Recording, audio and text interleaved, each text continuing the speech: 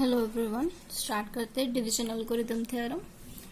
तो यहाँ पे डिवीजन एल्गोरिथम थ्योरम क्या कहता है? डिवीजन एल्गोरिथम कहता है कि कोई भी एक नंबर जो है उसे हम एक्सप्रेस कर सकते हैं बी क्यू प्लस आर के फॉर्म में, ठीक है, जिसमें बी जो है वो नॉट इक्वल टू 0 होना चाहिए और क्यू जो है क्यू और आर इस तरीके से होना चाहिए कि आर जो है वो 0 टू बी के बीच में रहना चाहिए, ठीक है। तो let a and b integer such that b is greater than 0। अब ये जो बी ग्रेटर देन 0 है उसका इम्पोर्टेंस है, ठीक है। Then there are unique integers q and r such that a equal to B Q plus r, ठीक है। अगर ए और बी है जिसमें बी नॉट इक्वल टू 0 है तो वहां पे क्यू और आर प्रेजेंट होंगे इस तरीके से कि आर जो है उसका वैल्यू बिटवीन 0 टू बी होगा, ठीक है। तो हमें ये प्रूफ करना है, हमें इक्वेशन 1 प्रूफ करना है। तो हमें क्या चीज प्रूफ करनी है? हमें equal to B Q plus r proof करना है, r is between 0 to b proof करना है, और क्यू और आर जो है वो यूनिक इंटीजर्स होते हैं ये प्रूफ करना है, ठीक है। तो हम लेते हैं let a and b integers such that b is greater than 0, ठीक है। जो दिया हुआ है वही लिखेंगे। अब define the integers q and r such that, हम Q और R ये दो वैल्यूज जो है वो हम डिफाइन करेंगे। Q को लिखेंगे greatest integer value of A by b और R को लिखेंगे A minus B greatest integer value of A by b, ठीक है। ये दोनों वैल्यूज जो है आपको रिमेम्बर करनी है बिकॉज ये आपने डिफाइन की है। अब इसको थोड़ा सा रीअरेंज करेंगे तो क्या होगा? R equal to A minus B greatest integer of A by B क्या होता है? Q होता है, यानी A equal to R plus B Q, यानी A equal to B Q plus R आप लिख रहे हो। ये आपका फर्स्ट पार्ट है। अब आप आगे प्रूफ करोगे। टू प्रूफ फर्दर, अब हमें क्या प्रूफ करना है? हमें प्रूफ करना है r is between 0 to b. हम क्या लिखेंगे? Greatest integer value x is between x minus 1 to x। अब आप x को रिप्लेस करोगे किससे? a बाई बी से। आपने x को a बाई बी से रिप्लेस किया। a बाई बी से रिप्लेस करने के बाद आप क्या कर रहे हो? ये टोटल इक्वेशन को b से मल्टीप्लाई कर रहे हो, ठीक है। आपने यहाँ मल्टीप्लाई किया, यहाँ मल्टीप्लाई किया, यहाँ मल्टीप्लाई किया, यहाँ मल्टीप्लाई किया, तो ये क्या होगा? a माइनस बी, ये होगा q इंटू बी, क्योंकि इसकी वैल्यू तो q होती है। q इंटू बी लिखा, आपने ये a वैल्यू लिखा because a by b into b करोगे तो आपको a मिलेगा। अब आप क्या कर रहे हो? अब ये पूरे इक्वेशन को -1 से मल्टीप्लाई कर रहे हो। -1 से मल्टीप्लाई करोगे तो ये क्या हो जाएगा? ये माइनस से प्लस भी हो जाएगा, लेस देन जो है वो ग्रेटर देन में चेंज हो जाएगा। -1 से मल्टीप्लाई किया, लेस देन इक्वल टू जो है वो ग्रेटर देन इक्वल टू में चेंज हो जाएगा माइनस से, ठीक है। अब आप ये जो टोटल इक्वेशन है इसको फिर से लिख रहे हो, रीराइट कर रहे हो। ये माइनस से पहले लिखा, ये जो है ग्रेटर देन इक्वल टू कुछ साइन चेंज हो गई, माइनस बी क्यू लिखा, फिर ये लेस देन का ग्रेटर देन हो गया, माइनस ए प्लस बी, ठीक है। अब आप क्या कर रहे हो? इस इक्वेशन में a ऐड कर रहे हो। a ऐड किया दोनों तरफ, a ऐड करने के बाद a माइनस ए 0 हो गया, ये होगा a माइनस बी क्यू, ठीक है। और ये जो है वो a minus a plus b, यानी इक्वल टू कैंसिल होने के बाद ये b मिला, that is a minus b q तो r होता है, r is between 0 to b हो गया। अब ये हमारा सेकेंड पार्ट हो गया। अब हमें क्या प्रूफ करना है? q और r जो है वो यूनिक इंटीजर्स होते हैं, ये प्रूफ करना है। तो यूनिक इंटीजर्स हम कैसे प्रूफ करेंगे? तो हम कैसे प्रूफ करेंगे?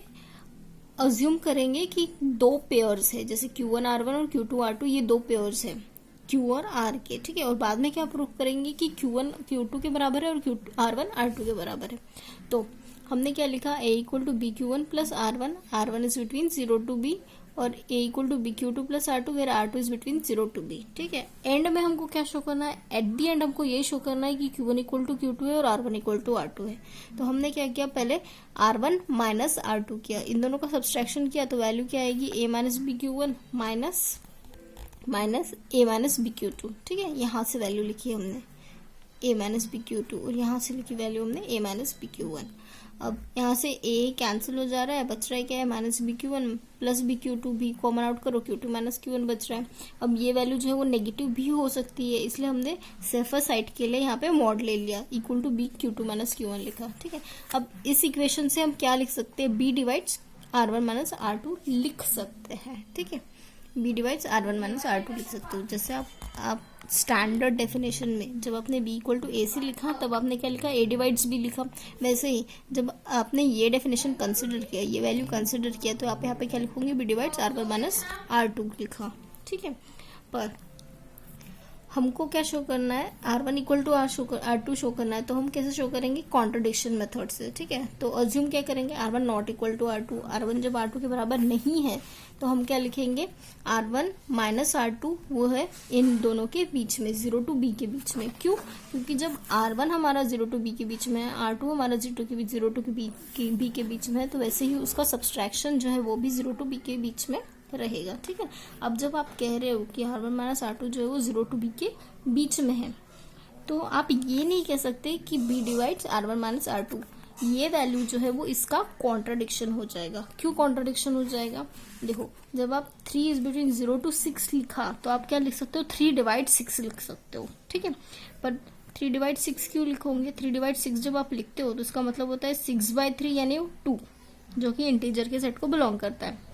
पर अगर हम लोगों ने 6 डिवाइड 3 लिखा, उसका वैल्यू होता है 3/6 यानी हाफ, जो कि इंटीजर के सेट को बिलोंग नहीं करेगा, क्योंकि इंटीजर में 0 ±1 और ±2 ही बिलोंग करते हैं। अब ये इंटीजर के सेट को बिलोंग नहीं कर रहा है, पर ये वैल्यू जो है वो इंटीजर के सेट को बिलोंग कर रही है। यानी जब आपने लिखा 3 इज बिटवीन 0 to 6, तो आप क्या कह सकते हो, 3 डिवाइड 6 कह सकते हो, पर 6 डिवाइड्स 3 नहीं कह सकते। क्यों, क्योंकि 6 3 को डिवाइड नहीं करेगा। तो वैसे ही आप यहाँ पे लिख सकते हो कि R1 minus R2 divides B लिख सकते हो, पर B divides R1 minus R2 नहीं लिख सकते हो। और आपने यहाँ पे क्या लिखा, B divides R1 minus R2, यानी ये तो कॉन्ट्राडिक्शन हो गया, ये दोनों कॉन्ट्राडिक्शन होगा। क्यों, क्योंकि R1 minus R2 divides B होगा, but B does not divides R1 minus R2 होगा, ठीक है। This is a contradiction to equation 3। Equation 3 पे कॉन्ट्राडिक्शन आ गया है ना, as R1 minus R2 is not divisible by B, है ना, इसलिए R1 इक्वल टू R2 है। हमारे कॉन्ट्राडिक्शन से हमने क्या शो किया, R1 इक्वल टू R2 है। नेक्स्ट हमने क्या लिखा, इक्वेशन 2 से A equal to BQ1 plus R1 equal to BQ2 plus R2, because R1 equal to R2 है तो BQ1 इक्वल टू BQ2 होगा, यानी Q1 इक्वल टू Q2 होगा। इसलिए जो हमारा क्वेश्चन है और रिमाइंडर जो है वो सेम रहेगी। इसमें A जो है यहाँ पे डिविडेंड था, B डिवाइजर था, Q क्वेश्चन था और R रिमाइंडर था। होप आपको समझा होगा। Thank you.